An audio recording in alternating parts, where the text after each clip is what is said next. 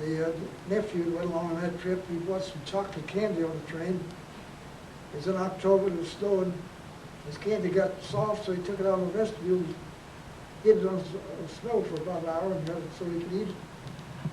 He's up and down the train, and he got into the baggage car, mail car by mistake. And the mail clerk's put a gun on him. He was about 14, 15 years old. Good grief. See, they should have had that door locked, but they didn't. And he pulled us up down the train, and he got into the mail car. They said, son, don't ever do that. So he could have got shot. Okay. About when was this that you took this trip? This is about 42, 44. Well, no, about 45, because right after the war, 46 fell over. Yeah, because they didn't make any cars during the war. Okay. Now I'm going to get some more pictures. One of the things we wanted to talk to Mr. Henckel about now was the financial and banking business in Hitchcock, in that Mr. Henckel played such a tremendous role in it.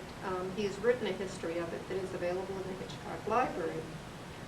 And I guess we'll start with the early years from 19... Well, the early financial business was handled by the produce shippers. Mm-hmm. My father did most of the financing for the farmers that needed crops. He'd give them the crops on credit, give them the fertilizer and seeds to raise the crops, and they'd buy the crop. If they needed the house, well, they'd come get the lumber, whatever they needed.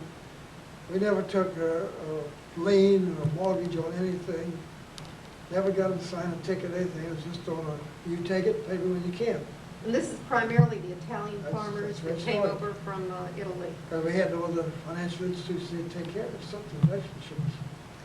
And then Roberts, when Roberts got into it in 1903, a few years later, he put out an implement, farming equipment, farm tools, and stuff like that. And he furnished farm equipment and tools on the same basis. And then the grocery stores did the same thing on groceries. They furnished with groceries until the crops came in. And when the crops come in, everybody pay up and have a few dollars to spend. And these are the Italian farmers that probably came here with very little.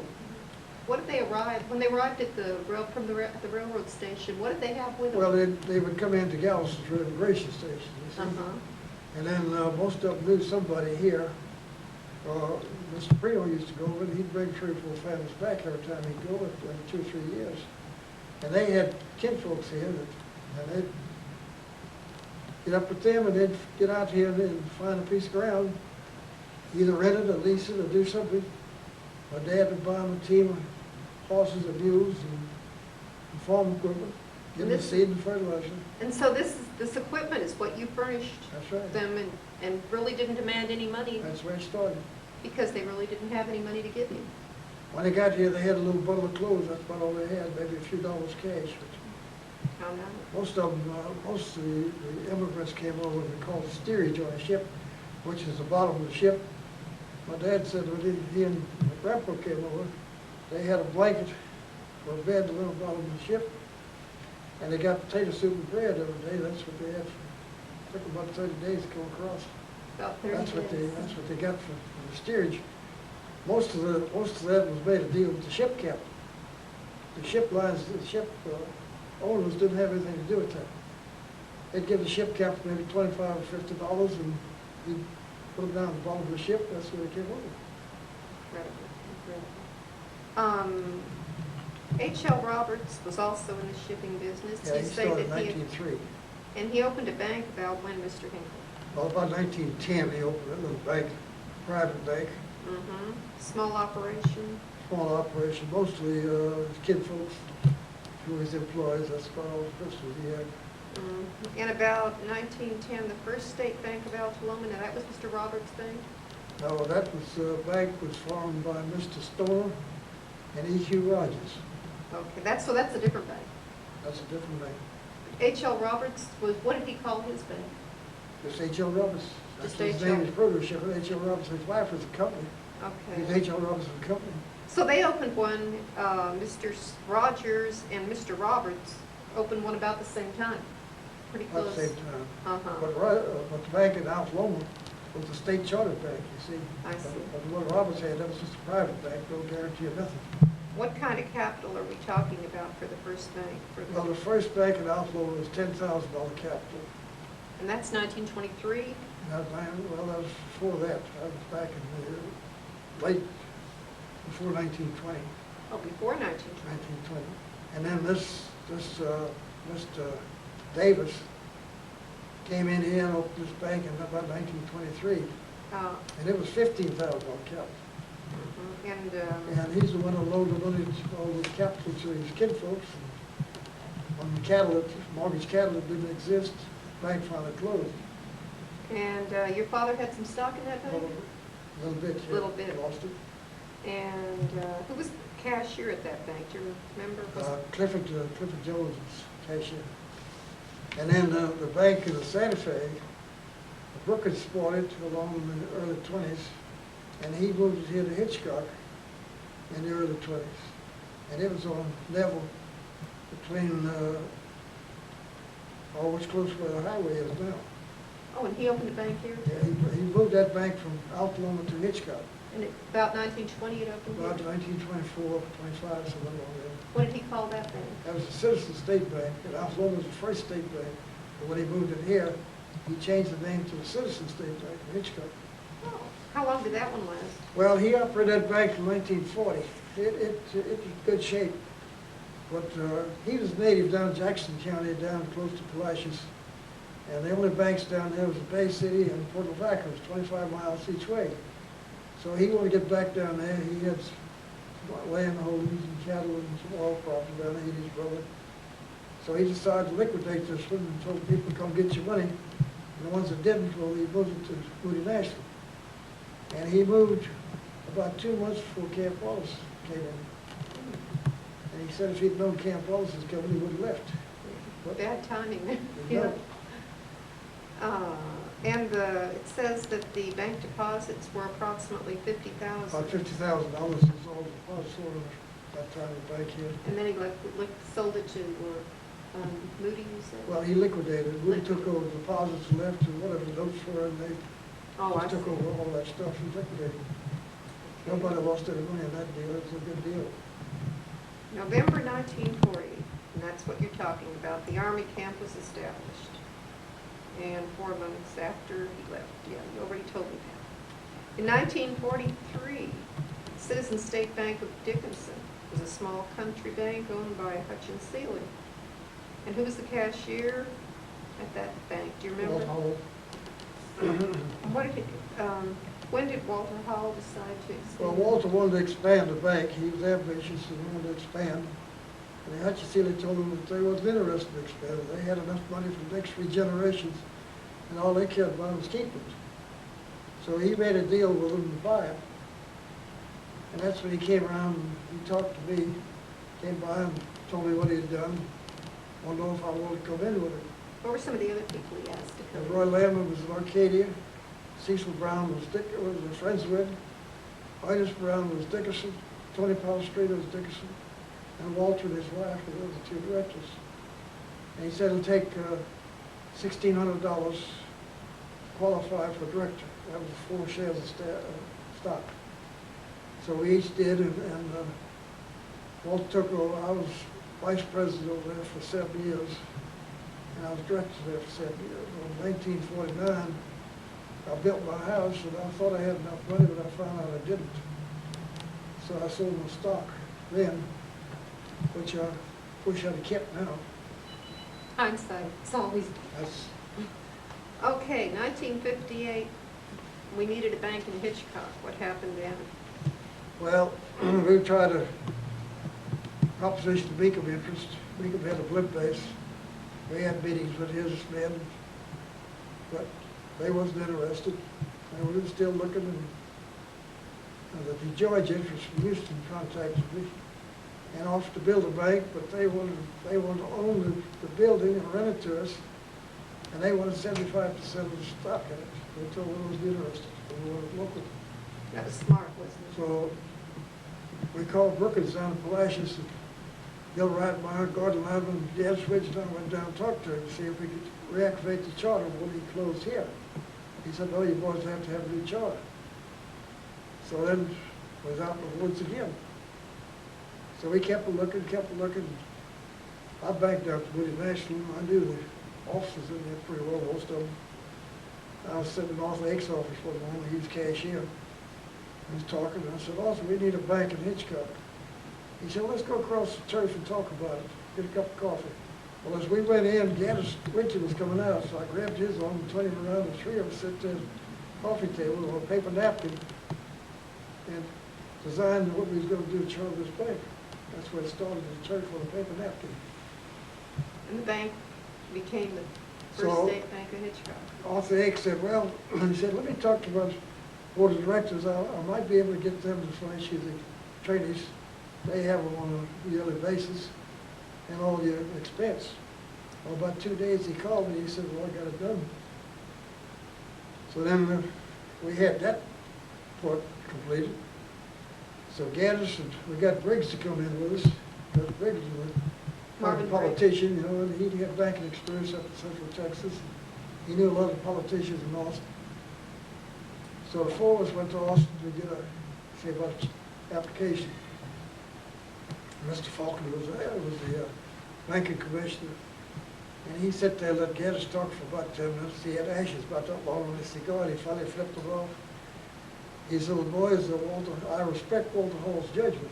He and Walter were big buddies. He'd come down to go hunting, fishing, stay at Walter's house. So we got on the phone and called Walter. And he said, well, stay in there, boys. So we did get an application. So we came on back, and we started working some more.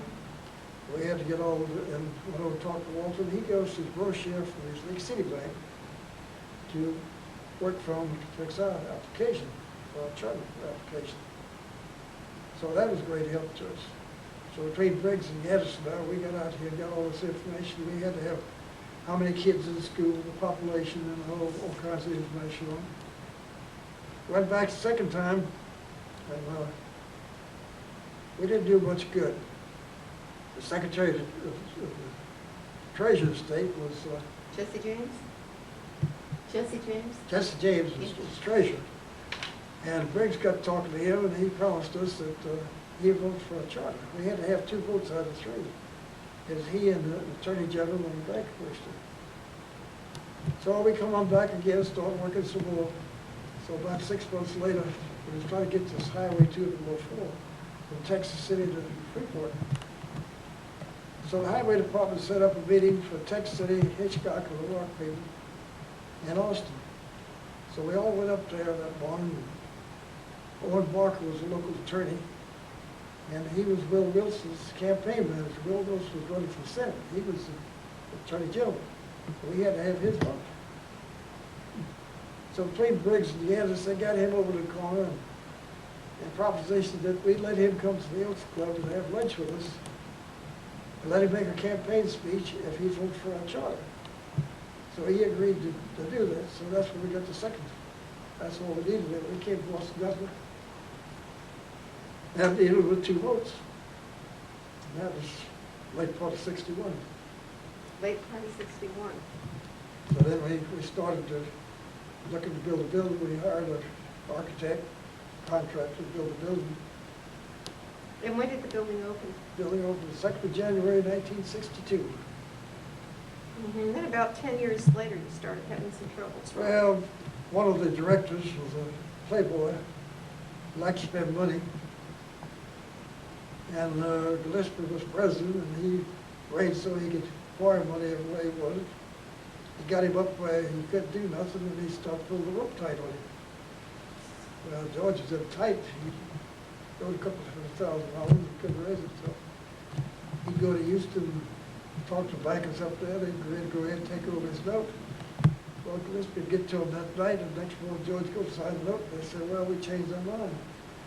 George had some land out here. He and Gillespie were trying to buy control of the bank. Neither one of them could get it.